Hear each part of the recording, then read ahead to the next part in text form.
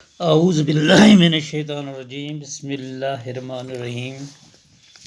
پیارے بچوں، آج کا ہم موضوع جو ہے وہ ہے چگلی کھانے والا، کلاس 6 سبجیکٹ اردو۔ اس موضوع کا ہم تیسرا پیرا پڑھنے جا رہے ہیں۔ تو یہ پیرا پڑھنے کے لیے ہم سیدھے پیج نمبر 67 پہ آتے ہیں اور شروع کرتے ہیں، اور چگل خور کے بارے میں مزید جانکاری حاصل کرنے کی کوشش کریں گے۔ جب چگل خور نے یہ جان لیا کہ کسان اس کی باتوں میں آ گیا تو وہاں سے اٹھ کر کسان کے سالوں کے پاس پہنچ گیا۔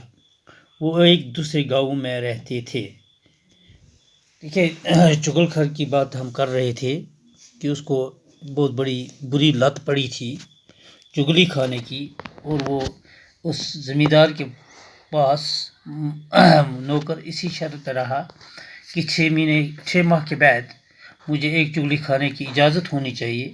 تو حسب معمول وہ اس وقت کا انتظار کر رہا تھا جو وعدے کے مطابق اس کے ساتھ ہوا تھا۔ تو جب وقت آیا تو اس نے اس کی بیوی کو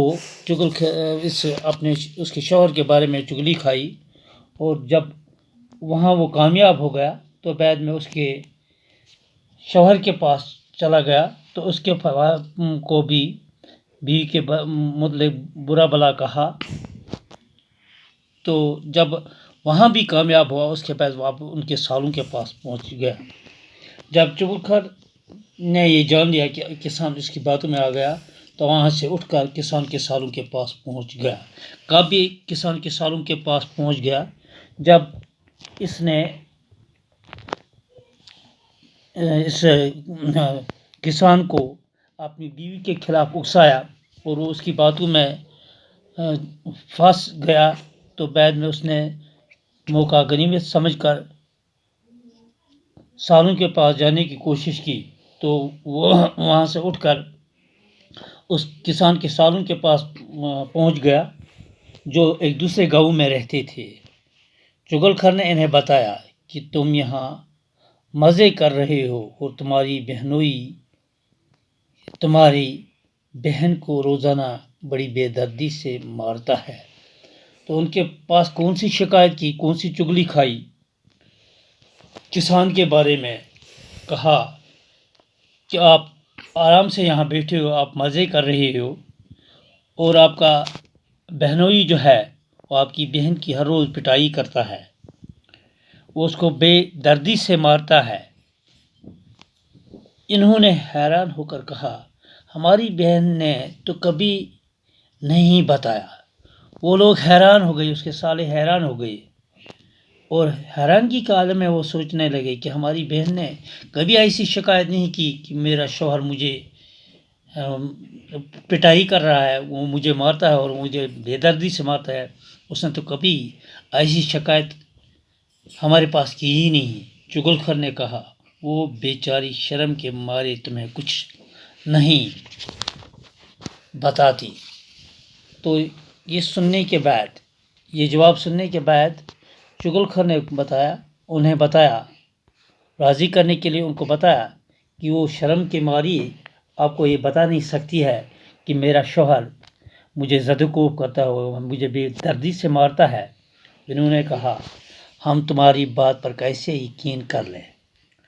تو اس کے سالوں نے اس سے کہا کہ ہم تمہاری بات پر کیسے یقین کر لیں گے کہ ہمارا بہنوئی ہماری بہن کو زد و کوب کرتا ہے، اس کو بے دردی سے مارتا ہے۔ چگل خور فوراً بول پڑا کہ اگر تم اپنی آنکھوں سے دیکھنا چاہو تو کل دوپہر کو کھیتوں میں آ کر دیکھ لینا۔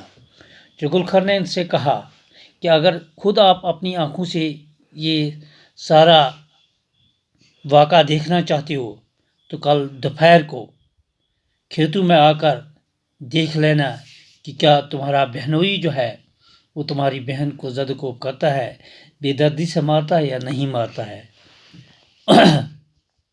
کیونکہ اس نے پہلے ہی بیوی کو مرد کے خلاف، شوہر کے خلاف اکسایا تھا، اور شوہر کو بیوی کے خلاف اکسایا تھا۔ اب اس کے بعد وہ ان کے سالوں کے پاس اس کے سالے کے پاس آ گیا تھا تو کہا کہ آپ دوپہر کو کھیتوں میں آ کر دیکھ لینا کیا وہ تمہاری بہن کو بے دردی سے مارتا ہے یا نہیں مارتا ہے۔ وہ یہ بات سن کر لال ببوکا ہو گئی۔ انہوں نے چغل خور سے کہا کہ کل ہم کھیت میں چھپ کر یہ سب کچھ اپنی آنکھوں سے دیکھیں گے۔